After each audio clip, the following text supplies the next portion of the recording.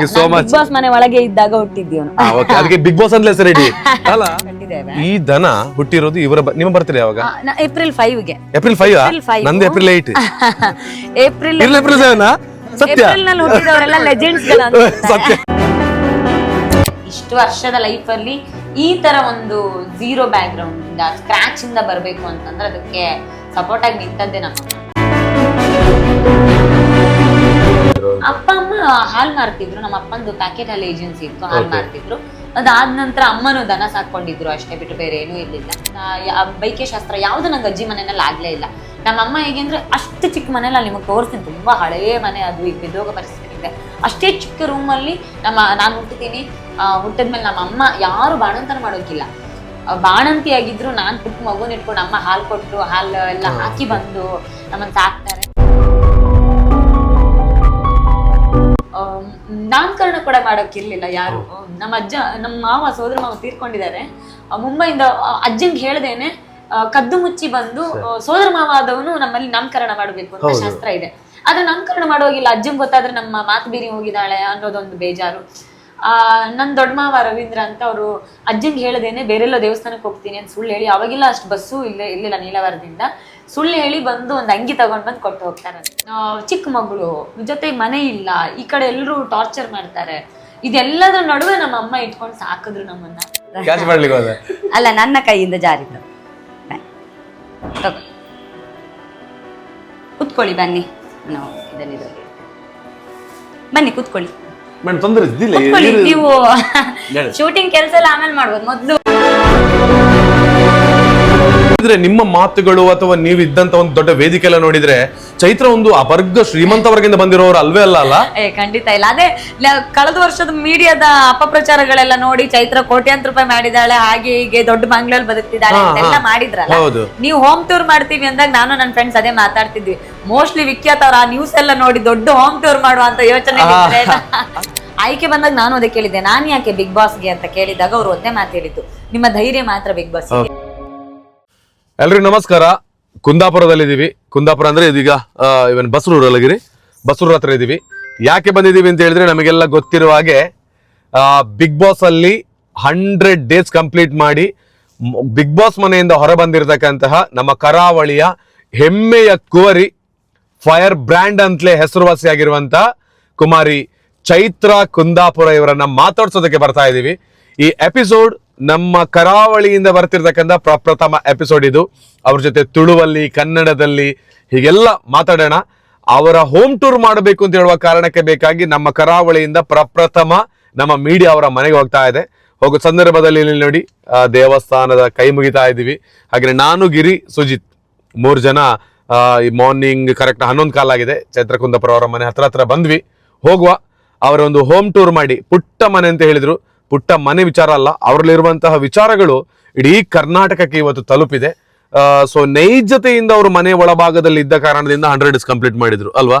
So ಹಾಗೆ ಅವರ ಒಂದು ಜರ್ನಿಯ ಬಗ್ಗೆ ಒಂದಷ್ಟು ಹೊತ್ತು ಮಾತಾಡ್ತಾ ಚೈತ್ರ ಕುಂದಾಪುರ ಅವರ ಊರಿಗೆ ಎಲ್ರಿಗೂ ವೆಲ್ಕಮ್.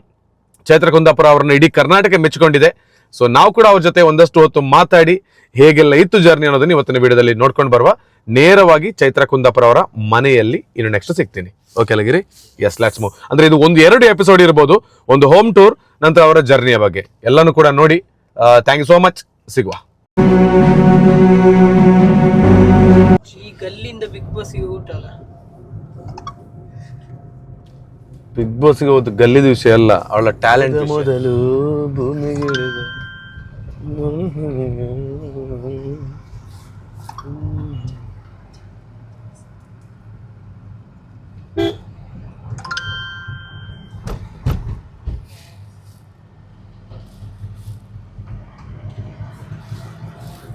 ನೈಸ್ ಹೊಳೆ.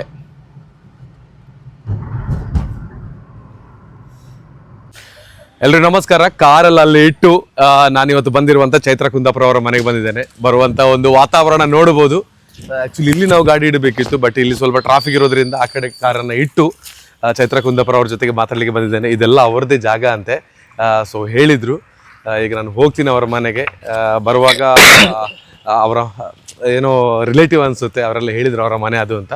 ಸೊ ಹಾಗೆ ಬರುವ ದಾರಿ ರೀಸೆಂಟ್ಲಿ ಅವ್ರ ಮನೆಗೆ ಎಂಟ್ರಿ ಆಗುವಾಗ ಮೊನ್ನೆ ಒಂದು ಪುಟ್ಟ ಕಾರು ಎಲ್ಲ ಇತ್ತು ಇಲ್ಲೇ. ಅವರು ಅದಕ್ಕೆ ಬಂದಾಗಲೇ ಎಷ್ಟು ಗೋಪ್ರೀತಿ ಅವರಿಗೆ ಅಂತ ಹೇಳೋದನ್ನ ಅಲ್ಲೇ ನಾವು ನೋಡಿದ್ದೀವಿ. ಸೊ ಎನಿವೇ ನಾನು ತುಂಬ ಎಕ್ಸೈಟ್ ಆಗಿದ್ದೀನಿ ಚೈತ್ರ ಕುಂದಾಪುರ ಅವ್ರ ಜೊತೆ ಮಾತಾಡಬೇಕು, ಹಾಗೇನೆ ಅವರ ಹೋಮ್ ಟೂರ್ ಮಾಡಬೇಕು ಅಂತ. ಅವರು ಕಾಲ್ ನಾನು ಮಾತಾಡೋಗ್ಲೇ ಆಲ್ರೆಡಿ ಹೇಳಿದ್ರು, ನಮ್ದೆಲ್ಲ ದೊಡ್ಡ ಏನು ಹೋಮ್ ಟೂರ್ ಮಾಡೋಷ್ಟು ದೊಡ್ಡ ಮನೆ ಎಲ್ಲ ಏನಲ್ಲ, ಆದರೂ ಕೂಡ ನೀವು ಬಂದಾಗ ಗೊತ್ತಾಗುತ್ತೆ ಅಂತ. ಸೊ ನಾನು ಏನು ಥಿಂಕ್ ಮಾಡಿದೆ ಅಂತ ಹೇಳಿದ್ರೆ, ಅವರಲ್ಲಿರುವಂಥ ವಿಚಾರಗಳ ಬಗ್ಗೆ ಪ್ರೇರಿತರಾಗಿರ್ತಕ್ಕಂಥ ವ್ಯಕ್ತಿಗಳು, ಅವರಲ್ಲಿರುವಂಥ ನಾಲೆಜ್ ಮೂಲಕವೇ ಇವತ್ತು ಅವರನ್ನು ಬಿಗ್ ಬಾಸ್ ಮನೆಯಲ್ಲಿ ನೋಡೋದಕ್ಕೆ ಆಗಿದೆ. ಸೊ ನಮ್ಮ ಚೈತ್ರ ಕುಂದಾಪುರ ಅವರ ಮನೆ ಮಂದಿ ನೋಡಿ ಬನ್ನೋ ಎಂಟ್ರಿ ಆಗುವಾಗಲೇ ಈ ಮನೆ ಬೆಳಕು ಅಂತ ಚೈತ್ರ ಅಂತಲೇ ಹೆಸರು ಹಾಕಿದ್ದಾರೆ. ನೋಡಿ ಅವರ ತಂಗಿ ಕೂಡ ಇದ್ದಾರೆ ಇಲ್ಲಿ, ಇವರನ್ನು ನಾವು ಬಿಗ್ ಬಾಸ್ ಅಲ್ಲಿ ನೋಡಿದ್ದೀವಿ. ಮೇಡಮ್ ನಮಸ್ತೆ, ಹೇಗಿದ್ದೀರಿ? ಓಕೆ, ನಾನು ಕೂಡ ಆರಾಮ. ಇದೇ ಚೈತ್ರ ಕುಂದಾಪುರ ಅವರನ್ನು ನೋಡೋದಕ್ಕೆ ನಾವು ಅಷ್ಟು ದೂರದಿಂದ ಬಂದಿರೋದು. ಬಂದಾಗ ನಿಮಗೆ ಒಂದು ಮೈಕ್ ಹಾಕಿ ಬಿಡ್ತೇನೆ. ಓಕೆ, ನಿಮ್ಮ ತಂಗಿ ಕೂಡ ಸಿಕ್ಕಿದ್ರು ನಮಗೆ ಬರುವಾಗ. ಹಾಗೆ ನೋಡಿ ಅಲ್ಲೊಮ್ಮೆ ನೋಡಿ, ಇವರು ಮೊನ್ನೆ ಬಂದಾಗ ಮನೆಗೆ ಆಕ್ಚುಲಿ ನಾನು ಹೇಳೋದು ಮೇಡಮ್, ಯಾರೇ ಮನೆಗೆ ಬಂದ್ರು ಕೂಡ ಫಸ್ಟಿಗೆ ಮನೆಯವರಿಗೆ ವೆಲ್ಕಮ್ ಮಾಡ್ಕೊಳ್ತೀರಿ, ಆದ್ರೆ ನೀವು ಬಂದಾಗ್ಲೇ ನಿಮ್ಮ ಮುದ್ದಾಗಿರುವಂತ ಕರುವಿಗೆ ಸ್ವಾಗತ ಮಾಡಿದ್ರಿ. ಎಷ್ಟು ಗೋಮಾತೆ ಬಗ್ಗೆ ಪ್ರೀತಿ ಇದೆ ಅಂತ ಅಲ್ಲೇ ಗೊತ್ತಾಯ್ತು ನಿಮಗೆ. ನಾನು ಬಿಗ್ ಬಾಸ್ ಮನೆ ಒಳಗಡೆ ಇದ್ದಾಗ ಹುಟ್ಟಿದವನವನು ಅಲ್ವಾ? ನೀವು ನೋಡಿರ್ತೀರಿ ಬಿಗ್ ಬಾಸ್, ನಾನು ಅಮ್ಮ ಬಂದಿಲ್ಲ ಅಂತ ಅಂದಾಗ ಅದನ್ನೇ ಹೇಳಿದ್ರು, ದನ ಕರು ಹಾಕಿದೆ ಹಾಗಾಗಿ ನಂಗೆ ಬರ್ಲಿಕ್ಕೆ ಆಗ್ತಿಲ್ಲ ಅಂತ. ನಾನು ನಿಜ ಅಂತ ನಂಬಿದ್ದೆ, ಯಾಕಂದ್ರೆ ಅಮ್ಮ ದನ ಬಿಟ್ಟು ಬರೋರಲ್ಲ. ಮಗಳು ಎಷ್ಟೇ ದೊಡ್ಡ ಶೋದಲ್ಲಿ ಇದ್ರು ಕೂಡ ಗೋವು ಅಂತ ಹೇಳಿದ್ರೆ ಅದನ್ನ ಬಿಟ್ಟು ಬರುವಷ್ಟು ವಿಚಾರಗಳಿಲ್ಲ ಅಂತ ಪರಿಸ್ಥಿತಿ. ನಮ್ಮಮ್ಮ ಇಷ್ಟು ವರ್ಷ ಆಗಿದೆ, ಹತ್ರ 30 ವರ್ಷ ಆಯ್ತು ಮದುವೆ ಆಗಿ, ಒಂದು ದಿನ ಕೂಡ ಮನೆಯಿಂದ ಹೊರಗಡೆ ಹೋದವ್ರು ಇಲ್ಲ ನಮ್ಮಮ್ಮ ಅಲ್ವಾ? ಅಂದ್ರೆ ಈ ದನಗಳಿಗೆ ದನ ಬಿಟ್ಟು ಎಲ್ಲಿಗೂ ಹೋಗೋದಿಲ್ಲ. ನೀವ್ ಈಗ ನೋಡಿದ್ರು ನಮ್ಮಮ್ಮ ಎಲ್ಲಿರೋದಿಲ್ಲ, ಯಾವಾಗ್ಲೂ ಕೊಟ್ಟಿಗೆಲ್ ದನ ಜೊತೆ ಇರ್ತಾರೆ. ಎಷ್ಟು ದನಗಳಿದೆ ಮೇಡಮ್? ಈಗ ಒಂದಿದೆ, ಇದೊಂದು ಕರು ಇದೆ, ಮತ್ತೆಲ್ಲ ಕೊಟ್ಟಿದೆ. ನೋಡಿ ನಮ್ಗೆ ಇಲ್ಲೆಲ್ಲ ನೋಡುವಾಗ ಫುಲ್ ಪೇಟೆ ಅದೆಲ್ಲ ಕಾಣುತ್ತೆ. ಅದಕ್ಕೆ ಬೇಕಾದ್ರೆ ಹುಲ್ಲೆಲ್ಲ ಎಲ್ಲಿಂದ ಇದು ಮಾಡ್ತೀರಾ? ಏನಿಲ್ಲ, ಎಲ್ಲ ದುಡ್ಡು ಕೊಟ್ಟು ತಗೊಂಡ್ಬರ್ಬೇಕು. ಇಲ್ಲಿ ಸಂತೆ ಮಾರ್ಕೆಟ್ ಇರುತ್ತೆ, ಅಲ್ಲಿಂದ ಹೋಗಿ ತಗೊಂಡ್ಬರ್ಬೇಕು. ದನ ಸಾಕಬೇಕು ಅನ್ನುವ ಒಂದು ಬದ್ಧತೆ. ನಮ್ಮಮ್ಮ ಹಳ್ಳಿಯಿಂದ ಬಂದವರು, ಆ ಬದ್ಧತೆ ಕಾರಣಕ್ಕೆ ಸಿಟಿಯಲ್ಲಿ ತುಂಬಾ ಕಷ್ಟ. ಯಾಕಂದ್ರೆ ನಮ್ಮ ಮನೆ ಇಳಿದ್ರೆ ರೋಡು, ಅಲ್ಲಿ ಇಡೀ ಹೊತ್ತು ವಾಹನ ಓಡಾಡ್ತಿರತ್ತೆ, ಎಲ್ಲೂ ಹೊರಗಡೆ ಬಿಡಕ್ ಆಗೋದಿಲ್ಲ. ಇಲ್ಲೇ ಒಳಗಡೆನೆ ಹಾಕಿ ಕಟ್ಟಿ ಸಾಕೊಂಡಿರ್ಬೇಕು. ಆದ್ರೆ ಕಷ್ಟ ಆದ್ರೂ ನಮ್ಮಮ್ಮಂಗೆ ಇಷ್ಟ. ಅವ್ರಿಗೆ ದನ ಸಾಕ್ಲಿಲ್ಲ ಅಂದ್ರೆ ಆಗಲ್ಲ, ಹೆಲ್ತ್ ಇಶ್ಯೂಸ್ ಬಂದ್ಬಿಡುತ್ತೆ. ಹೇಳ್ತಾರಲ್ಲ, ಒಂದ್ಸಲ ಅಟ್ಯಾಚ್ ಆದ್ರೆ ಅದನ್ನ ಬಿಡೋದಕ್ಕಾಗಲ್ಲ ಅಂತ. ಒಂದ್ಸಲ ನಾವು ಪ್ರಯತ್ನ ಕೂಡ ಮಾಡಿದ್ವಿ, ಆಗಲ್ಲ ಸಿಟಿಲಿ ಕಷ್ಟ ಅಂತ ಅನ್ನೋ ಕಾರಣಕ್ಕೆ ದನ ಮಾರಿ ನಮ್ಮಮ್ಮಂಗೆ ಹುಷಾರಿಲ್ಲ ಆಗಿತ್ತು. ದನ ಇಲ್ಲ ಅಂದ್ರೆ ಆಗೋದಿಲ್ಲ ಅವ್ರಿಗೆ. ಚೈತ್ರ ಕುಂದಾಪುರ ಅವರ ಹೋಮ್ ಟೂರ್ ಮಾಡ್ಬೇಕು ಅಂದ್ಲೇ ನಾನು ಬಂದಿರೋದು. ಆಕ್ಚುಲಿ ನೀವು ಒಂದು ಹೇಳಿದ್ರಿ, ಮತ್ತೇನ್ ಹೇಳಿ, ಹೋಮ್ ಟೂರ್ ಮಾಡೋಷ್ಟು ದೊಡ್ಡಲ್ಲ ಮನೆ ನಮ್ದಲ್ಲ ಅಂತ. ಬಟ್ ಎನಿವೇ ಅವರ ಮನೆಗಿಂತಲೂ ಅವರ ಮನಸ್ಸು ದೊಡ್ಡದು. ಅದಕ್ಕಾಗಿ ಅವರಲ್ಲಿ ಎಷ್ಟೋ ಕೋಟ್ಯಾಂತರ ಜನ ನಮ್ಮ ಕರ್ನಾಟಕದಲ್ಲಿದ್ರು. ನಿಮ್ಮನ್ನ ಯಾಕೆ ಬಿಗ್ ಬಾಸ್ ಆಯ್ಕೆ ಮಾಡಿದ್ದಾರೆ ಅಂತ ಹೇಳಿದ್ರೆ, ನಿಮ್ಮಲ್ಲಿ ಏನೋ ಒಂದು ಛಲ ಇದೆ, ಜೊತೆಗೆ ನಿಮ್ಮಲ್ಲಿ ಏನೋ ಜನಗಳಿಗೆ ರೀಚ್ ಆಗುವ ವಿಷಯ ಇದೆ ಅಂತ. ಅದಕ್ಕಾಗಿ ಈ ಪುಟ್ಟ ಊರಿನಿಂದ ಅಷ್ಟು ದೊಡ್ಡ ವೇದಿಕೆಯಲ್ಲಿ ಹೋಗಿ ಬಂದಿದ್ದಾರೆ. ಎಲ್ಲಾನು ಮಾತಾಡೋಗಿದೆ. ಮೇಡಮ್ ಬನ್ನಿ. ಈಗ ಇದು ನಮ್ಮ ಚೈತ್ರ ಕುಂದಾಪುರ ಅವರ ಮನೆ. ಮೇಡಮ್ ಇಲ್ಲಿ ನಾನು ಬರುವಾಗ ಒಂದು ಇದು ನೋಡಿದೆ, ರಾಮ ಮಂದಿರ ಅಲ್ಲ? ಇಲ್ಲಿ ಓಕೆ, ರಾಮ ಮಂದಿರದ ಪಕ್ಕದಲ್ಲೇ ಇರ್ತಕ್ಕಂತಹ ರಾಮ ಭಕ್ತೆ fire brand. So Kannada Tulu ಎರಡು ಕೂಡ ಬಹಳ ಚೆನ್ನಾಗಿ ಮಾತಾಡ್ತಾರೆ. ಕನ್ನಡದಲ್ಲೇ ಅವರ ಟಾಕ್ ಗಳನ್ನ ನೋಡಿರ್ಬೋದು. ತುಳು ಕೂಡ ತುಂಬಾ ಚೆನ್ನಾಗಿ ಗೊತ್ತಿದೆ. ಈ ತುಳು ನಿಮ್ಗೆ ಅಷ್ಟು ಚೆನ್ನಾಗಿ ಗೊತ್ತಾಗಿರೋದಕ್ಕೆ ಏನ್ ಕಾರಣ? ತುಳು ಪಂಡ ಯಾನ್ ಕುಡ್ಲಡ್ ಕಲ್ತೀನಿ, ಮ್ಯಾಂಗ್ಳೂರ್ ಯೂನಿವರ್ಸಿಟಿ ಕೊಣಾಜೆಡ್ ಅನ್ಸಿಜೆ ಮಲ್ದಿನಿ, ಬೇಲೆ ಮಲ್ದಿನಿ ಸ್ಪಂದನಡ್. ಫ್ರೆಂಡ್ ಸರ್ಕಲ್ ಫುಲ್ ಉಡುಪಿಡೆ ಉಪ್ಪುನು ಅಂಚಾದ ಎನ್ನ ಫ್ರೆಂಡ್ ಸರ್ಕಲ್ ಪಂಡ 98% ಫ್ರೆಂಡ್ ಸರ್ಕಲ್ ಉಪ್ಪುನು ತುಳು ತಕ್ಲೆ ಅಂಚ ಕಲ್ತೀನಿ ಕಂಪ್ಲೀಟ್ ಬರ್ಪುಜಿ. ದಾಯಪಂಡ ಮುಲ್ಪ ನಮ್ಮ ಕುಂದಾಪುರದಲ್ಲಿ ಇಪ್ಪುನಾಗ ಏರಿಗ್ಲ ತುಳು ಬರ್ಪುಜಿ ಅಂಚಾದ ಫ್ರೆಂಡ್ ಸರ್ಕಲ್ ದ ಡಿಪೆಂಡ್ ಅದು. ಓಕೆ, ಇದು ನಮ್ಮ ನೋಡಿ ಸಿಕ್ಕಿದಂತ ಪ್ರಶಸ್ತಿಗಳು ಇದೆಲ್ಲ ಇಲ್ಲೇ ಇಟ್ಟಿದ್ದೀರಲ್ಲ? ಇನ್ನು ಕಟ್ಟಿ ಎಲ್ಲ ಕಟ್ಟಿ ಮೇಲೆ ಹಾಕಿಟ್ಟಿದ್ದಾರೆ. ಅಂದ್ರೆ ಮನೆಯಲ್ಲಿ ಇಡೋದಕ್ ಜಾಗ ಇಲ್ಲ ಅನ್ನೋ ಕಾರಣಕ್ಕೆ ಅಲ್ಲೊಂದು ಸಪರೇಟ್ ರೂಮ್ ಇದೆ, ಫುಲ್ ಅದನ್ನೇ ಹಾಕಿಟ್ಟಿದ್ದೇವೆ. ಈಗ ಫೋಟೋಸ್ ಎಲ್ಲ ಇದೆ, ಇದನ್ನೆಲ್ಲ ಒಂದು ಪರಿಚಯ ಮಾಡಬಹುದು. ಯಾರು ಅಂತ? ಇದು ನಮ್ಮ ಅಜ್ಜ ಶ್ರೀನಿವಾಸ್ ಅಂತ, ಲಕ್ಷ್ಮೀ ಶರಗಾರ್ತಿ ಅಂತ. ನಮ್ಮ ಅಮ್ಮನ ಅಪ್ಪ ಅಮ್ಮ ಇವರು. ನನ್ನ ಅಪ್ಪನ ಅಪ್ಪ ಅಮ್ಮ ಹೇಗಿದ್ದಾರೆ ನಮಗ್ ಗೊತ್ತಿಲ್ಲ. ನಮ್ಮ ಅಪ್ಪ ತುಂಬಾ ಚಿಕ್ಕವ್ರು ಇರುವಾಗ್ಲೇ ಅವ್ರು ತೀರ್ಕೊಂಡಿದ್ದಾರೆ. ಅಂದ್ರೆ ನಮ್ಗೆ ಇವತ್ತಿಗೂ ಅವ್ರ ಹೆಸರೇ ಇದು. ಅಂದ್ರೆ ಬಾಲಯ್ಯ ಮಾಸ್ಟರ್ ಕುಟುಂಬ ಅಂತಂದ್ರೆ ಅದೊಂದು ಬೇರೆನೆ ಗೌರವ. ನನ್ನ ಅಕ್ಕ ಟೀಚರ್, ಅಂದ್ರೆ ಅವ್ರು ಮಾಸ್ಟರ್ ಆಗಿದ್ದವರು. ಕುಂದಾಪುರದ ತುಂಬಾ ದೊಡ್ಡ ದೊಡ್ಡ ಜನಗಳಿಗೆ ಅವರೇ ಪಾಠ ಮಾಡಿದ್ದಾರೆ ಅಂತ ಹೇಳ್ತಾರೆ. ಹಾಗಾಗಿ ಮಾಸ್ಟರ್ ಕುಟುಂಬ, ಮಾಸ್ಟರ್ ಮನೆ ಅಂತಲೇ ಕರೀತಾರೆ. ಅದ್ರ ನೆನಪಿಗೆ ನನ್ನ ಅಕ್ಕ ಟೀಚರೇ ಆದ್ಲು. ಆದ್ರೆ ನಾವ್ ಯಾವತ್ತು ನೋಡಿಲ್ಲ. ನಮ್ಮ ಅಪ್ಪ ಚಿಕ್ಕವರಿರುವಾಗ್ಲೇ ಅವ್ರು ತೀರ್ಕೊಂಡು, ಅವ್ರು ಹೇಗಿದ್ದಾರೆ ಏನು ನಮಗ್ ಗೊತ್ತಿಲ್ಲ. ಅಂದ್ರೆ ನಿಜವಾಗ್ಲೂ ನನಗ್ ಸ್ಟ್ರೆಂತ್ ಆಗಿ ನಿಂತಿದ್ ನಮ್ಮ ಅಜ್ಜ. ನನ್ನ ಲೈಫ್ ಅಲ್ಲಿ ನಾನು ಇವತ್ತೇನಾದ್ರು ಮಾತಾಡ್ತಿದ್ದೇನೆ ಅಂತಂದ್ರೆ ಚಿಕ್ಕ ವಯಸ್ಸಿಂದ ನನಗೆ ಗಟ್ಟಿಯಾಗಿ ನಿಂತಿದೆ ನಮ್ಮ ಅಜ್ಜ. ಅಪ್ಪನ ತಂದೆ ಯಾವಾಗ್ಲೂ ಅಜ್ಜ ಬೆಳೆಸಿದ ಮೊಮ್ಮಗಳು. ಅಂದ್ರೆ ನಾನ್ ತುಂಬಾ ಮುದ್ದಿನ ಮೊಮ್ಮಗಳು. ಹಾ, okay. ಎಲ್ಲಕ್ಕಿಂತ ಹೆಚ್ಚಾಗಿ ಮಾತಾಡಿದ್ರೆ ನಂಗೆ ಯಾವತ್ತೂ ಬೈತಿರ್ಲಿಲ್ಲ. ಹಾ, ಓಕೆ. ಅಮ್ಮ ಮಾತಾಡಿದ್ರೆ ಪಾಯಿಂಟ್ ಇರುತ್ತೆ, ಮಾತಾಡ್ಲಿ. ಅನಂತರ ಅವಳು ಮಾತಾಡಿದ್ರೆ ಲಾಯರ್ ಪಾಯಿಂಟ್, ಅವಳು ಮಾತಾಡ್ಬೇಕು ಅಂತಲೇ ಯಾವಾಗ್ಲೂ ಹೇಳೋರು. ಓಕೆ. ಲೈಫಿನ ಬಿಗ್ಗೆಸ್ಟ್ ಸ್ಟ್ರೆಂತ್ ನಮ್ಮ ಅಜ್ಜ. ಅಲ್ವಾ? ಓಕೆ. ಈಗ ನಿಮ್ಮ ಕಲ್ಯಾಣ ಆಗೋದಕ್ಕೆ ಅಂದ್ರೆ ಲೋಕ ಕಲ್ಯಾಣದಲ್ಲಿ ನೀವು ಗುರುತಿಸಿಕೊಳ್ಳೋದಕ್ಕೆ ಈ ಶ್ರೀನಿವಾಸರೇ ಕಾರಣ ಅಂತ ಖಂಡಿತವಾಗ್ಲೂ. ಅಲ್ವಾ? ಶ್ರೀನಿವಾಸ ಕಲ್ಯಾಣ ಅಂತಲೇ ಇದೆ. ಚೈತ್ರ ಅವರ ಜೀವನದಲ್ಲಿ ಇವತ್ತು ಕಲ್ಯಾಣ ಆಗಿದೆ ಅಂದ್ರೆ ಒಂದು ಸಕ್ಸಸ್ ಬಂದಿದೆ ಅಂತ ಹೇಳಿದ್ರೆ ಅವರ ಅಜ್ಜ ಶ್ರೀನಿವಾಸ ಅವ್ರ ಕಾರಣ. ಹಾಗೇನೆ ಅವ್ರು ನಮ್ಮ ಅಜ್ಜಿ ಲಕ್ಷ್ಮೀ ಶೆರಗತ್ತಿ ಅಂತ. ಇದ್ದಿದ್ರೆ ತುಂಬಾ ಖುಷಿ ಪಡೋರು ನಮ್ಮ ಅಜ್ಜ. ಅಲ್ವಾ? ಓಕೆ. ತುಂಬಾ ಟಫ್. ಅವ್ರ ಕಳ್ಕೊಂಡು ಎಷ್ಟು ಟೈಮ್ ಆಯ್ತು? ಒಂದು 7-8 ವರ್ಷ ಆಯ್ತು. 2016 ಅವರು ತೀರ್ಕೊಂಡಿದ್ದು. 8 ವರ್ಷ ಆಗೋಗಿದೆ. Okay, okay, okay. ಇಷ್ಟೆಲ್ಲ ನಾವು ನೋಡಿದ್ರೆ ನಿಮ್ಮ ಮಾತುಗಳು ಅಥವಾ ನೀವು ಇದ್ದಂತ ಒಂದು ದೊಡ್ಡ ವೇದಿಕೆ ಎಲ್ಲ ನೋಡಿದ್ರೆ ಚೈತ್ರ ಒಂದು ಅಬರ್ಗ ಶ್ರೀಮಂತ ವರ್ಗದಿಂದ ಬಂದಿರೋರು ಅಲ್ವೇ ಅಲ್ಲ? ಖಂಡಿತ ಇಲ್ಲ. ಅದೇ ಕಳೆದ ವರ್ಷದ ಮೀಡಿಯಾದ ಅಪಪ್ರಚಾರಗಳೆಲ್ಲ ನೋಡಿ ಚೈತ್ರ ಕೋಟ್ಯಾಂತರ ರೂಪಾಯಿ ಮಾಡಿದಾಳೆ, ಹಾಗೆ ಹೀಗೆ ದೊಡ್ಡ ಬಂಗ್ಲಲ್ಲಿ ಬದುಕ್ತಿದ್ದಾಳೆ ಅಂತೆಲ್ಲ ಮಾಡಿದ್ರಲ್ಲ. ನೀವು ಹೋಮ್ ಟೂರ್ ಮಾಡ್ತೀವಿ ಅಂದಾಗ ನಾನು ನನ್ನ ಫ್ರೆಂಡ್ಸ್ ಅದೇ ಮಾತಾಡ್ತಿದ್ವಿ.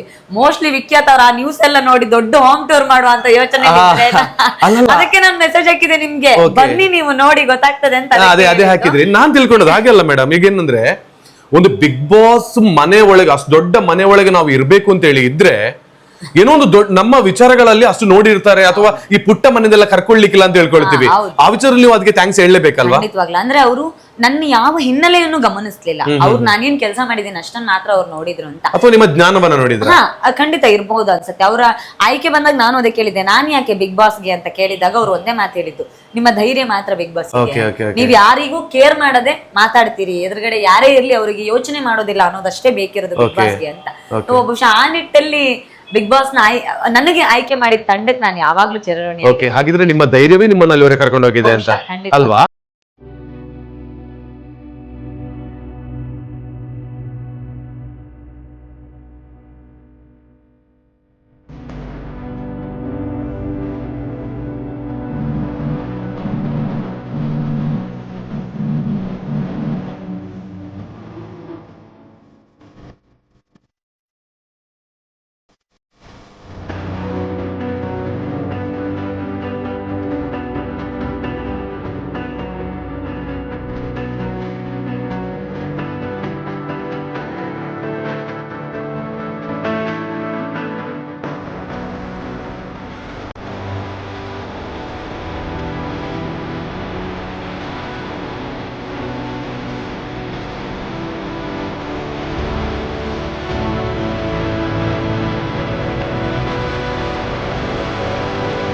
ಇವರು ಚೈತ್ರ ಮೇಡಮ್ ಹೇಳಿರೋದು ಒಂದೇ ಮಾತು, ನಿಮ್ಮ ವಿಡಿಯೋ ಅದೆಲ್ಲ ಮತ್ತೆ ಇಟ್ಕೊಳ್ಳಿ, ಫಸ್ಟ್ ಗೆ ಬಂದಾಗ ಜ್ಯೂಸ್ ಕುಡೀರಿ, ಏನಾದ್ರು ತಿನ್ನಿ ಅಂತ. ಇದೇ ಅವರಲ್ಲಿ ಕಾಣುವಂತ ದೊಡ್ಡ ಗುಣ ನಮಗೆ. ವಿಡಿಯೋ ಎಲ್ಲ ಎಲ್ಲರೂ ಮಾಡ್ತಾರೆ, ನೀವು ಕೂಡ ಮಾಡ್ಬೋದು ಅಂತ. ಥ್ಯಾಂಕ್ ಯು ಸೋ ಮಚ್ ನಿಮ್ಮ ಸತ್ಕಾರಕ್ಕೆ. ನಿಮ್ಮ ನಗು, ನಿಮ್ಮ ಮಾತು ನಮಗೆ ಒಂದಷ್ಟು ಎನರ್ಜಿ. ನಮಗೆಂತಲ್ಲ, ನಿಮ್ಮನ್ನ ಪ್ರೀತಿಸ್ತಕ್ಕಂಥ ನಿಮ್ಮ ಅಭಿಮಾನಿಗಳಿಗೆ ಅದೊಂದು ದೊಡ್ಡ ಶಕ್ತಿಯಾಗಿರ್ತದೆ. ದ್ವೇಷ ಎಲ್ಲರನ್ನೂ ಮಾಡ್ತಾರೆ ಜಗತ್ತಲ್ಲಿ, ದೇವರನ್ನೇ ಬಿಡುವುದಿಲ್ಲ, ಮತ್ತೆ ಮನುಷ್ಯರನ್ನು ಬಿಡ್ತಾರಲ್ವಾ? ಸೊ ಹಾಗೆ ನಿಮ್ಮಲ್ಲಿರುವಂತಹ ಒಳ್ಳೆತನವೇ ನಿಮ್ಮನ್ನು ಹುಡುಕಿಕೊಂಡು ಬರುವಾಗ ನಮ್ಮನ್ನು ಮಾಡಿತ್ತು. ಆ ಬಿಗ್ ಬಾಸ್ ಕೂಡ ಹುಡುಕಿದೆ. 100 days ಕಂಪ್ಲೀಟ್ ಮಾಡಿದಿರಿ. ಅಜ್ಜಿಯ ಬಗ್ಗೆ ಹೇಳಿದ್ರಿ, ಮತ್ತೆ ನಿಮ್ಮ ಸಪೋರ್ಟಿವ್ ಆಗಿ ನಿಮ್ಮ ಮನೆಯಲ್ಲಿ ಯಾರೆಲ್ಲ ಇದ್ದೀರಿ ಇದರ ಬಗ್ಗೆ ಸ್ವಲ್ಪ ಹೇಳ್ಬೋದಾ ಅಂತ ಹೋಮ್ ಟೂರ್ ಅಂತ ಹೇಳುವಾಗ? ನಮ್ಮ ಅಪ್ಪ ಅಮ್ಮ ನನ್ನ ಅಮ್ಮ ನನ್ನ ಜೀವನದ ದೊಡ್ಡ ಸ್ಟ್ರೆಂತ್ ಹೌದು, ವೀಕ್ನೆಸ್ ಹೌದು, ಎರಡೂ ಕೂಡ. ಅಮ್ಮ ಹತ್ರ ನನ್ ಬದುಕಿನ ವೀಕ್ನೆಸ್, ಅಮ್ಮನ ಹತ್ರ ನಂಗೆ ಸ್ಟ್ರೆಂತ್ ಅನ್ನೋ ತರ ಬದುಕ್ತೇವೆ ನಾನು.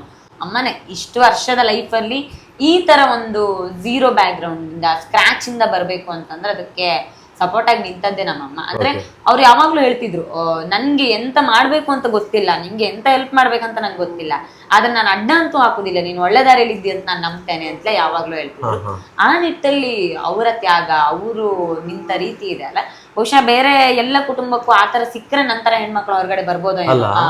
ಆತರ ತಂದೆ ತಾಯಿ ಹೊಟ್ಟೆಲ್ ಹುಟ್ಲಿಕ್ಕೆ ನಾನು ಪುಣ್ಯ ಮಾಡಿದ್ದೇನೆ. ಬಿಟ್ರೆ ಅಕ್ಕ ಮದುವೆ ಆಗಿದೆ, ಅವಳು ಟೀಚರ್. ನಾವು 3 ಜನ ಹೆಣ್ಮಕ್ಳು. ತಂಗಿ ಓದ್ತಿದ್ದಾಳೆ, ನೀವು ನೋಡಿದೀರಿ. ನಾನು 2ನೇ ಅವಳು. ಈ ಮಧ್ಯದ ಮಕ್ಕಳು ಅಂತ ಯಾವಾಗ್ಲೂ ಇರ್ತಾರಲ್ಲ, ಅವ್ರಿಗೊಂದ್ ಸ್ವಲ್ಪ ಆ ಕಡೆನೂ ಇಲ್ಲ ಈ ಕಡೆನೂ ಇಲ್ಲ ಅನ್ನೋ ಪರಿಸ್ಥಿತಿಗಳಿರುತ್ತೆ. ಸೊ ಆ ತರ ಬೆಳೆದವಳು. ಬಟ್ ನಂಗೆ ಯಾವಾಗ್ಲೂ ನನ್ನನ್ನು ಬೆಳೆಸಿದ ರೀತಿನೂ ಹಾಗೆ ಇತ್ತು. ಯಾವತ್ತು ಡೋಂಟ್ ಕೇರ್ ತರನೇ ಬೆಳ್ಕೊಂಬಂದೆ. ಚಿಕ್ಕ ವಯಸ್ಸಲ್ಲಿ ಅಜ್ಜ ತುಂಬಾ ಸಪೋರ್ಟಿವ್ ಆಗಿದ್ದು. ಮತ್ತು ನನ್ನ ಫ್ರೆಂಡ್ ಸರ್ಕಲ್ ನನಗೆ ಯಾವಾಗಲೂ ಸ್ಟ್ರೆಂತ್ ಆಗಿ ನಿಂತಿದ್ದು ನನ್ನ ಫ್ರೆಂಡ್ಸು. ಅಂದರೆ ಮನೆಯಲ್ಲಿ ಗಂಡ್ಮಕ್ಳಿಲ್ಲ, ಅಣ್ಣ ಇಲ್ಲ, ತಮ್ಮ ಇಲ್ಲ ಅಂತ ಅನ್ನೋ ಪರಿಸ್ಥಿತಿಯಲ್ಲಿ ಯಾವುದಕ್ಕೂ ಯೋಚನೆ ಮಾಡದೇ ಇರುವ ಹಾಗೆ ಹುಡುಗರ ಫ್ರೆಂಡ್ಸ್ ಇದ್ದದ್ದು ನನಗೆ. ಆದರೂ ತುಂಬ ಸ್ಟ್ರೆಂತ್ ಆಗ್ತಿದ್ರು. ಅಂದರೆ ಯಾವ ಲೆವೆಲ್ಗೆ ಅಂದರೆ ಯಾವುದೇ ಮೂಮೆಂಟ್ ಅಲ್ಲಿ ಈ ತರದ ಫೀಲ್ಡಿಗೆ ಹೆಣ್ಮಕ್ಳು ಬರೋದು ಕಷ್ಟ, ಬಂದು ಉಳ್ಕೊಂಡಿರೋದು ನೋಡೇ ಇಲ್ಲ, ಆ ತರದ ಸಿಚುವೇಶನ್ ಇದೆ.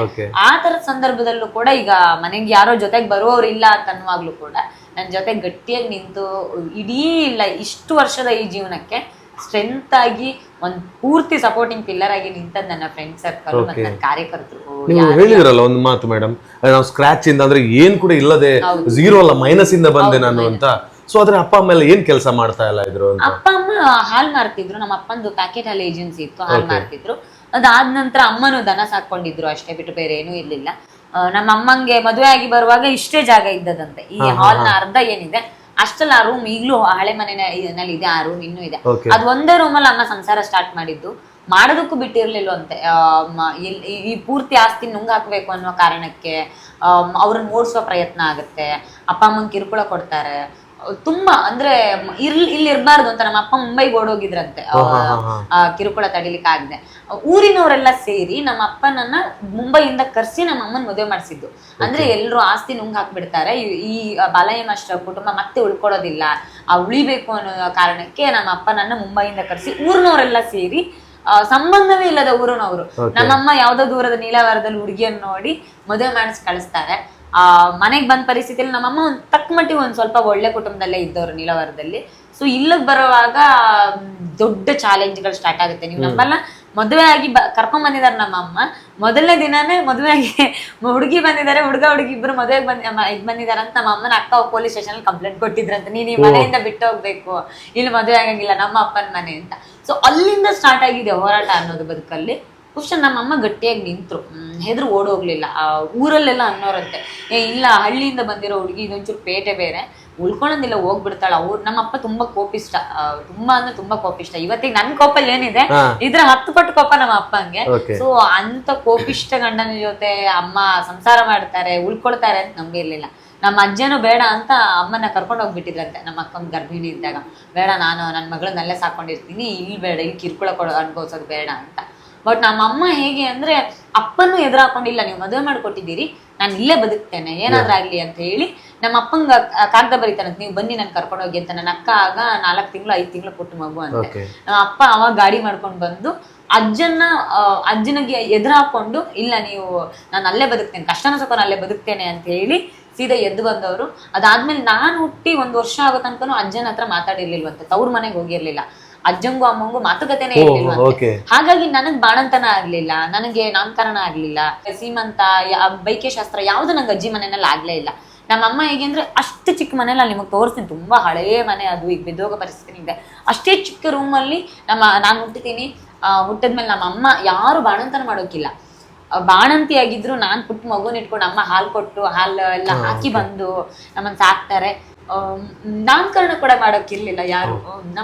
ನಮ್ಮ ಮಾವ ಸೋದರ ಮಾವ ತೀರ್ಕೊಂಡಿದ್ದಾರೆ. ಮುಂಬೈಯಿಂದ ಅಜ್ಜಂಗೆ ಹೇಳ್ದೇನೆ ಕದ್ದು ಮುಚ್ಚಿ ಬಂದು ಸೋದರ ಮಾವ ಆದವನು ನಮ್ಮಲ್ಲಿ ನಾಮಕರಣ ಮಾಡಬೇಕು ಅಂತ ಶಾಸ್ತ್ರ ಇದೆ.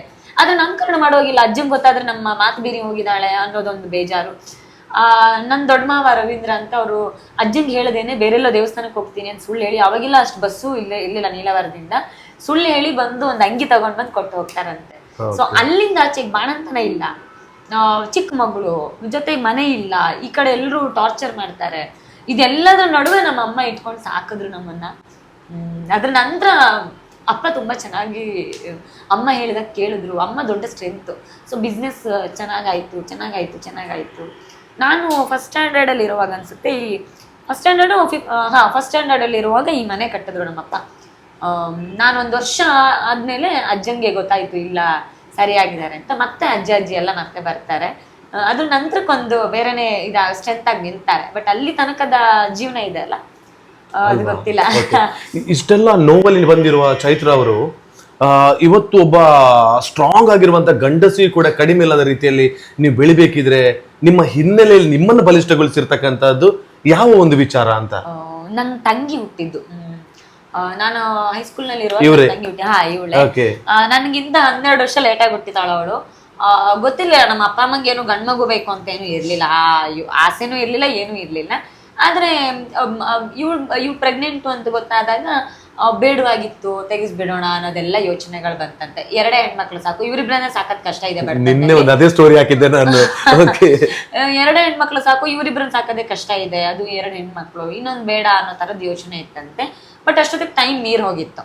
ಹಾಗಾಗಿ ಇನ್ನಿಲ್ಲ ಅಂತ ಊರವರೆಲ್ಲ ಏನ್ ಮಾತಾಡೋಕ್ ಶುರು ಮಾಡಿದ್ರು, ಗಂಡ್ ಬೇಕು ಅನ್ನೋ ಕಾರಣಕ್ಕೆ ಇನ್ನೊಂದ್ ಮಗು ಅಂತ ಇದ್ ಮಾಡಿ ಯೋಚನೆ ಮಾಡ್ತಿದ್ದಾರೆ ಅಂತ ಊರವ್ರು ಅನ್ಕೊಂಡಿದ್ರು. 3ನೇದು ಹೆಣ್ಣಾದಾಗ ತುಂಬಾ ಚುಚ್ಚುಮಾತುಗಳನ್ನ ಕೇಳಿದ್ವಿ ನಾವು. 3ನೇದು ಹೆಣ್ಣಾಯ್ತು, ಇವ್ರದ್ದು ಹೆಣಕ್ ಬೆಂಕಿ ಇಡಕ್ಕೂ ಗಂಡ್ ಮಕ್ಳಿಲ್ಲ ಈಗ. ಇವ್ರ ನಮ್ಮಲ್ಲಿ ಶಾಸ್ತ್ರ ಇದೆ, ಹೊದ್ಲುಯ್ಯೋ ಶಾಸ್ತ್ರ ಅಂತಿದೆ. ಹೆಣ್ಮಕ್ಳನ್ನ ಮದುವೆ ಮಾಡಿ ಕೊಡುವಾಗ ಅಣ್ಣ ಅಥವಾ ತಮ್ಮ ಆದವನು ಹೊದ್ಲು ಇದು ಕಳಿಸೋ ಅಂತ ಒಂದು ಪದ್ಧತಿ ಇದೆ. ಹೊದ್ಲುಯ್ಯಕ್ಕೆ ಇವ್ರ ಮನೆಯಲ್ಲೇ ಇವ್ರಿಗೆ 2 ಹೆಣ್ಮಕ್ಳು 3 ಹೆಣ್ಮಕ್ಳು, ಹೊದ್ಲುಯ್ಯಕ್ಕೂ ಗಂಡ್ ಮಗ ಇಲ್ಲ ಇವ್ರಿಗೆ ಅನ್ನೋದೆಲ್ಲ ತುಂಬಾ ಟೀಕೆಗಳನ್ನ, ತುಂಬಾ ಅಪಮಾನಗಳನ್ನ ಕೇಳಿದಿದೆ. ಇವಳು ಹುಟ್ಟಿದಾಗ ನನ್ನನ್ನು ಸೇರಿ, ನಾನ್ ಚಿಕ್ಕವಳಿದ್ದೆ, ಆಗ ಅಂಗಡಿಗೆಲ್ಲ ಹೋಗೋಕ್ ತಮಾಷೆ ಮಾಡೋರು. ಆಯ್ತು ಅಂದ್ರೆ ನಾನು ಸ್ವಲ್ಪ ದೊಡ್ಡವಳಿದ್ದೆ, 10-12 ವರ್ಷದ ಗ್ಯಾಪು ಅಂದ್ರೆ ಸಹಜವಾಗಿ ಅನ್ಸ್ಬಿಡತ್ತಲ್ಲ. ಸೊ ಹಂಗೆ 3ನೇದು ಹೆಣ್ ಸಂತಾನ ಅನ್ನೋ ತರದ ಅಪವಾದಗಳನ್ನೆಲ್ಲ ಕೇಳ್ತೀನಿ.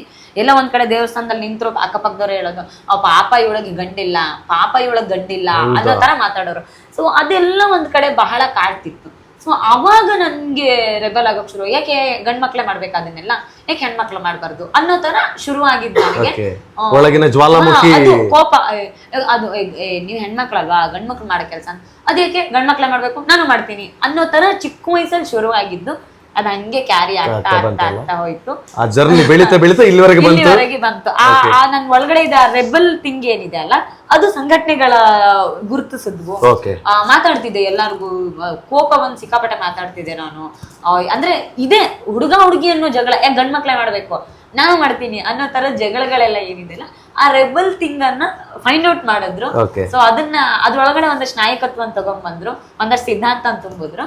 ಒಂದದೇ ಏನೂ ಇಲ್ಲದ ಒಂದು ಕೊರಡು ಶಿಲೆನ, ಆ ಶಿಲೆ ಗಟ್ಟಿ ಇತ್ತು ಅಂತ ಗೊತ್ತಿತ್ತು ಅವ್ರಿಗೆ, ಹುಳಿಪೆಟ್ಟು ಸಹಿಸ್ಕೊಳತ್ತೆ ಅಂತ ಗೊತ್ತಿತ್ತು. ಹಾಗಾಗಿ ಕೆತ್ತಿ ತಗೊಂಡ್ ಬಂದು ಸಿದ್ಧಾಂತದ ವೇದಿಕೆಯಲ್ಲಿ ಅದೊಂದು ಅದ್ಭುತ ಜರ್ನಿ. ಕರೆಕ್ಟ್. ಇದೀಗ ಮನೆಯೊಳಗೆ ಮಾತಾಡಿರುವಂತ ಮಾತುಗಳು ಇಷ್ಟು, ಅದ್ರ ನಂತರ ಏನಾಯ್ತು, ಎಷ್ಟು ಬಲಾಢ್ಯವಾಗಿ ಬೆಳೆದು ನಿಂತರು. ಇಡೀ ರಾಜ್ಯ ಮಾತ್ರ ಅಲ್ಲದೆ ದೇಶ ವಿದೇಶಗಳಲ್ಲೂ ಕೂಡ ಚೈತ್ರ ಕುಂದಾಪುರ, ನಾವು ಬರೋಕ್ ಮಾತಾಡ್ಕೊಂಡ್ ಬಂದ್ವಿ. ಆ ಚೈತ್ರ ಕುಂದಾಪುರ ಅಂತ ಹೇಳಿದಾಗ್ಲೇ ಒಂದು ಸ್ಟ್ರಾಂಗ್ನೆಸ್ ಇದೆ, ಒಂದು ಫೀಲ್ ಇದೆ. ಸೊ ಅದು ನಿಮ್ಮಿಂದ ಬಂತು ಅಂತ. ಸೊ ಎಷ್ಟೋ ಮಂದಿ ಹೆಣ್ಮಕ್ಳಿಗೆ ನಾವು ಕೂಡ ಈ ರೀತಿ ಹೆಜ್ಜೆ ಇಡಬಹುದು, ನಮ್ಮಲ್ಲೂ ಕೂಡ ಇರುವಂತ ಧ್ವನಿಗೆ ನಾವೇ ನಾಯಕರಾಗಬಹುದು ಅಂತ ಹೇಳೋದನ್ನ ನೀವು ತೋರಿಸಿಕೊಡ್ರಿ. ಇವತ್ತು ಎಷ್ಟೋ ಮಂದಿ ಮಾತುಗಾರರು ಇದ್ದಾರೆ. ಸೊ ಎಲ್ಲದಕ್ಕೂ ಒಂದು ಮೂಲ ಅಂತ ನೋಡಿದ್ರೆ ಚೈತ್ರ ಕುಂದಾಪುರ ಅಂತ ನಾನು ಹೇಳಲಿಕ್ಕೆ ಇವತ್ತು ಬಹಳ, ಅದು ನಿಮಗೂ ಗೊತ್ತಿದೆ, ಎಲ್ರಿಗೂ ಗೊತ್ತಿದೆ, ಬಟ್ ನೀವು ಹೇಳ್ಕೊಳ್ಳಲ್ಲ. ಸೊ ಅದಕ್ಕಾಗಿ ಇವತ್ತು ಬಿಗ್ ಬಾಸ್ ವೇದಿಕೆಗೆ ಒಂದು ಹೆಣ್ಮಗಳಾಗಿ ಒಂದು ಸ್ಟ್ರಾಂಗ್ ಆಗಿ ಹೋಗಿ 100 ಡೇಸ್ ಕಂಪ್ಲೀಟ್ ಮಾಡಿ ಏನಿದೆ ನಿಮ್ಮ ಒಂದು ನೈಜತೆ ಅದನ್ನು ತೋರಿಸಿ ಬಂದ್ರಿ. ಸೊ ಇದು ಇವರ ಹೋಮ್ ಟೂರ್. ಪುಟ್ಟ ಮನೆ ಆದ್ರೂ ಮನಸ್ಸು ದೊಡ್ಡದು, ಅದಕ್ಕಾಗಿ ಅವರಲ್ಲಿರುವಂತಹ ಆ ಪ್ರಾಮಾಣಿಕವಾಗಿರುವ ವಿಚಾರಕ್ಕೆ ಅಂತ ದೊಡ್ಡ ವೇದಿಕೆಗೆ ಹೋಗಿ ಬಂದಿದ್ದಾರೆ. ಇನ್ನಷ್ಟು ಮಾತುಗಳನ್ನ ಮಾತಾಡ್ಲಿಕ್ಕಿದೆ ಮೇಡಮ್. ರೀಲ್ಸ್ ನೋಡಿದ್ದು ಯಾವ ರೀಲ್ಸ್, ನೀವು ಎಂಟ್ರಿ ಆಗುವಾಗ ಇಲ್ಲೇ ನಡ್ಕೊಂಡು ಬರ್ತಾ ಇದ್ರಲ್ಲ, ಬರ್ತಿರುವಾಗ ಮಿಲಿಯನ್ ವ್ಯೂಸ್ ಆಗಿದೆ ಅದು. ಇವ್ರು ಬಂದಾಗ ಮನೆಯವರಿಗೆ ಸ್ವಾಗತ ಮಾಡಿರೋದಲ್ಲ, ಈ ಪುಟ್ಟ ಕರುವಿಗೆ ಎಷ್ಟು ಗೋಪುನ ಬಂದಾಗ ನೀವೇ ಹೆಸರಿಟ್ಟದ. ಇವರು ಎಲ್ರು ಮೇಡಮ್ ಏನ್ ಗೊತ್ತಾ, ಭಾಷಣಗಳಲ್ಲಿ ಹೇಳ್ತಾರೆ. ನಾನು ಆಕ್ಚುಲಿ ಮೊನ್ನೆ ಕಪಿಲ ಫಾರ್ಮ್ಸ್ ಅಂತ ಇದೆ ಮಂಗಳೂರು ಕೆಂಜರಲ್ಲಿ, ಅದೊಂದು ವಿಡಿಯೋ ಮಾಡಿದೆ. ಕಪಿಲ ಗೊತ್ತು, ನಾನು ಒಮ್ಮೆ ಹೋಗಿದ್ದೆ. ಅಲ್ಲಿ ಹೋಗಿದ್ರೆ ನೀವು? ನಾನು ಮೊನ್ನೆ ಹೋಗಿ ಒಂದು ವಿಡಿಯೋ ಮಾಡಿದೆ, 1 ಮಂತ್ ಆಯ್ತು. ನಮ್ಮ ಬಂಧುಗಳು ಸುಮಾರು 7 ಲಕ್ಷ ಪ್ಲಸ್ ಅಲ್ಲಿಗೆ ಅಮೌಂಟ್ ಹಾಕಿದ್ರಿ ಇವಾಗ ನಮ್ ವಿಡಿಯೋ ನೋಡಿ. ಇವತ್ತು ಕೂಡ ಅದೇ ಅಪ್ಲೋಡ್ ಮಾಡ್ಬೇಕು ಅಂತಿದ್ದೇನೆ. ಸೊ ಅದಕ್ಕೆ ಭಾಷಣಗಳಲ್ಲಿ ನಾವು ಗೋರಕ್ಷಣೆ ಮಾಡ್ಬೇಕು ಅಂತ ಹೇಳೋದಲ್ಲ, ನಿಜವಾದ ಗೋಪ್ರೀತಿ ಹೀಗಿರ್ಬೇಕು, ಅದನ್ನು ಸಾಕಿ ತೋರಿಸಬೇಕು ಅಂತ ನೀವು ಪ್ರೂವ್ ಮಾಡಿದ್ರಿ. ಹಾಗೆ ಇದು ಇವರು ಬಂದಾಗ ವೆಲ್ಕಮ್ ಮಾಡಿರುವಂತ ಒಂದು ಗೋಪು ಅಂತೆ. Thank you so much. Bigg Boss ಮನೆ ಒಳಗೆ ಇದ್ದಾಗ ಹುಟ್ಟಿದ್ವಿ ಅವನು. ಅದಕ್ಕೆ ಬಿಗ್ ಬಾಸ್ ಅಂತ ಹೆಸರು ಇಡಿ ಅಲ್ಲ. ಅವನ ಮನೆಗೆ ಬಿಗ್ ಬಾಸ್. ಮತ್ತೊಂದು ವಿಷಯ, ನೀವು ಹೇಳಿದ್ರಲ್ಲ ಈ ಮನೇಲಿ ಗಂಡ್ ಮಕ್ಳಿಲ್ಲ ಅಂತ, ನೀವು ಬಿಗ್ ಬಾಸ್ ಮನೇಲಿ ಇರುವಾಗ ನೋಡಿ ಗಂಡ್ ಮಗನೇ ಬಂದ್ಬಿಟ್ಟಿದ್ದಾನೆ ಅಲ್ಲ. ನಿಜ. ಓಕೆ, ಅಮ್ಮನ ಜೊತೆ ಎಲ್ಲ ಮತ್ತೆ ಮಾತಾಡೋಣ ಅಲ್ಲ? ಖಂಡಿತ. ಅಮ್ಮ ಆ ಕಡೆ ದನದ ಇದ್ರಲ್ಲಿ ಇದ್ದಾರೆ. ಹಾಗಿದ್ರೆ ದೀಪ ಇಲ್ಲಿ ಬಂದ. ಇದು ಮೇಡಮ್ ಇದೆಲ್ಲ ನಿಮ್ಮ ರಿಲೇಟಿವ್ ಮನೆನಾ? ಎಲ್ಲ ಈ ಸುತ್ತಮುತ್ತ ಇರೋದೆಲ್ಲ ನಮ್ ರಿಲೇಟಿವ್ಸ್ ಪೂರ್ತಿ. ಅಂದ್ರೆ ತುಂಬಾ ಹಿಂದೆನೆ ನಮ್ಮ ಅಜ್ಜ, ನಮ್ಮ ಪೂರ್ವಿಕರು ಈ ಊರಿಗೆ ಬಂದಿದ್ ಕಾರಣ ಪೂರ್ತಿ ನೀವು ನೋಡಿದ್ರೆ ಇಡೀ ಏರಿಯಾದಲ್ಲಿ ಒಬ್ರಲ್ಲ ಒಬ್ರು ರಿಲೇಟಿವ್ಸೇ ಇರ್ತಾರಲ್ಲ. ಇದಂತೂ ಸುತ್ತ ಎಲ್ಲ ದಾಯದಿಗಳ ಮನೆ. ಮನೆ ಸುತ್ತಮುತ್ತಲ ಕಂಪ್ಲೀಟ್. ಇದು ಯಾವ್ದು ಗಿಡ?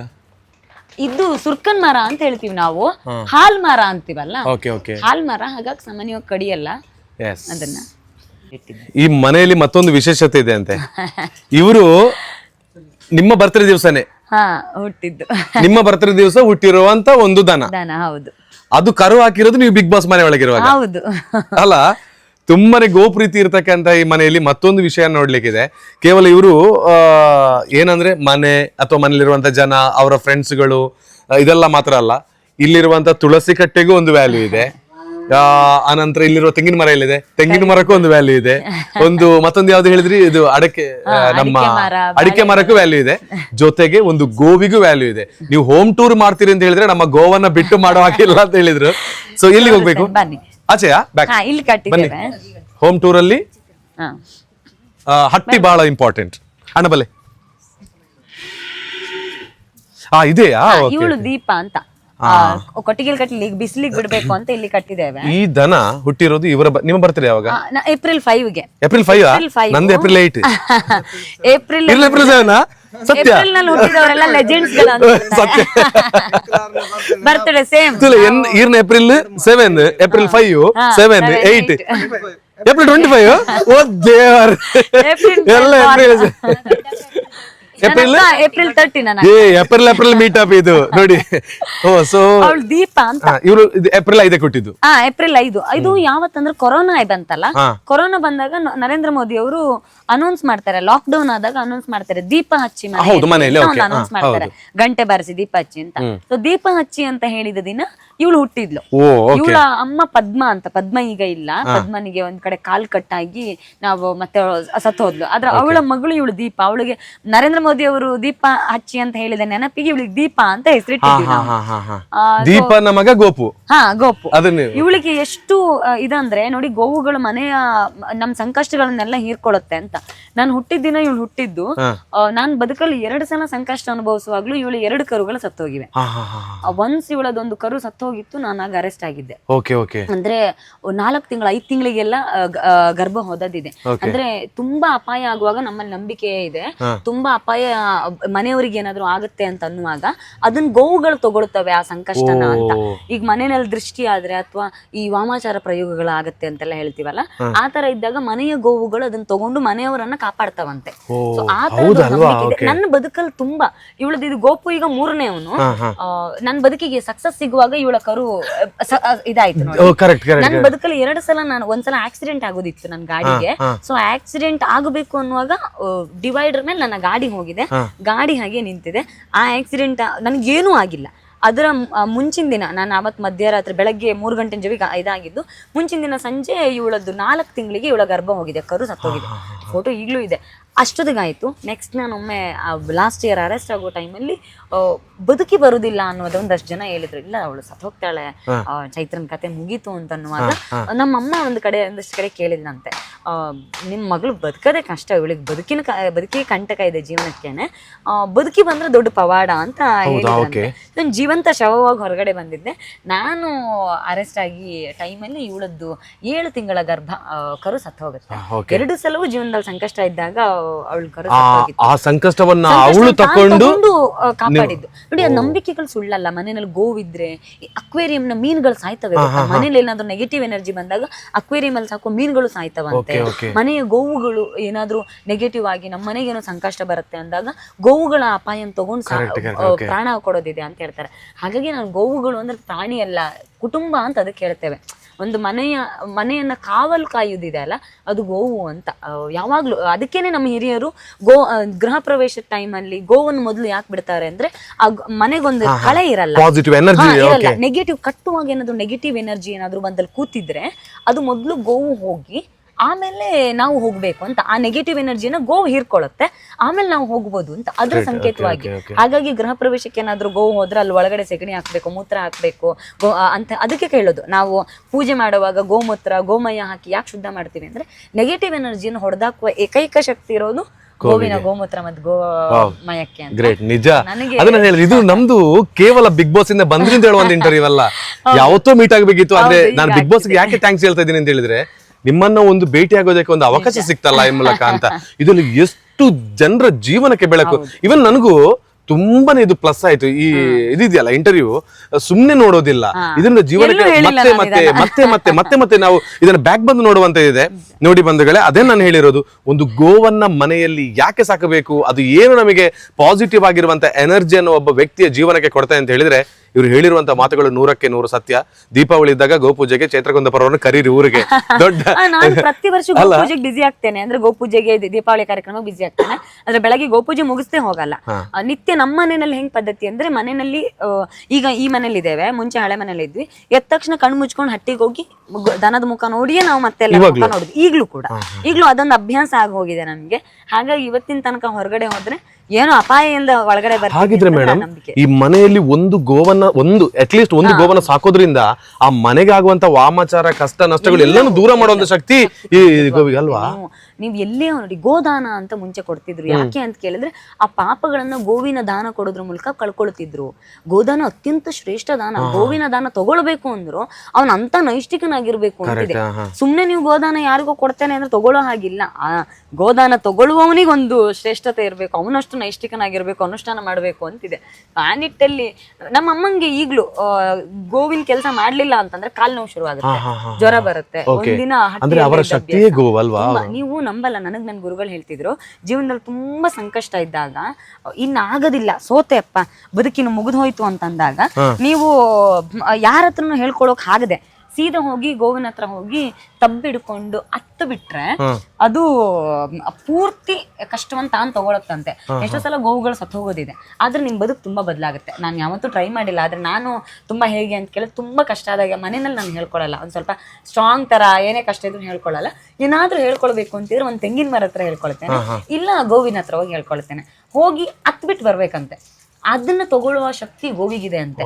ಈ ಕಲ್ಪವೃಕ್ಷಕ್ಕೂ ಆ ಶಕ್ತಿ ಇದೆ ಅಂತ ಹೇಳ್ತಾರೆ. ತೆಂಗಿನ ಮರಕ್ಕೆ ನೀವೇ ಬೆಳೆಸಿರುವ ತೆಂಗಿನ ಮರ ಇದ್ರೆ ಜೀವನದಲ್ಲಿ ಎಲ್ಲ ಕೈ ಬಿಟ್ರು ಮುಗಿದೋಯ್ತು ಜೀವನ ಅಂತ ಅನ್ನುವಾಗ, ಹೋಗಿ ಆ ತೆಂಗಿನ ಮರವನ್ನ ಗಟ್ಟಿಯಾಗಿ ತಬ್ಬಿಕೊಂಡು ಎಲ್ಲ ಸಂಕಷ್ಟ ಹೇಳ್ಕೊಂಡು ಗಟ್ಟಿಯಾಗಿ ಹತ್ತು ನೀವು ಬಿಟ್ಟು ಹೊರಗಡೆ ಬಂದ್ರೆ ಒಂದ್ ಸ್ವಲ್ಪ ದಿನದಲ್ಲಿ ಆ ತೆಂಗಿನ ಮರ ಸತ್ತು ಹೋಗುತ್ತೆ ಅಂತ. ಆದ್ರೆ ನಿಮ್ ಬದುಕಿನ ಎಲ್ಲ ಕಷ್ಟ ಕಳಿಯುತ್ತೆ ಅಂತ ಹೇಳ್ತಾರೆ. ಕಲ್ಪವೃಕ್ಷಕ್ಕೆ ಆ ಶಕ್ತಿ ಇದೆ ಅಂತ ಹೇಳ್ತಾರೆ.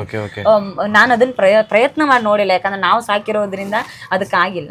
ಬಟ್ ಜೀವನದಲ್ಲಿ ಏನೇ ಕಷ್ಟ ಆದ್ರೂ ನಾನು ಹೋಗಿ ಹೇಳ್ಕೊಳ್ಳೋದು. ಅವಳನ್ನ ಅವಾಗ ತಪ್ಕೊಡ್ತೀನಿ. ಅವಳ ಅಮ್ಮ ಒಬ್ಳಿದ್ಲು, ಪದ್ಮ ಅಂತ, ದೀಪನ ಅಕ್ಕ ಒಬ್ಳಿದ್ಲು, ಸ್ವರ್ಣಗೌರಿ ಅಂತಿದ್ದಿದ್ಲು. ಸೊ ಅವ್ರಿಬ್ರು ಈಗಿಲ್ಲ, ಪದ್ಮ ಕಾಲ್ ತುಂಡಾಗಿ ಸತ್ತು ಹೋದ್ಲು.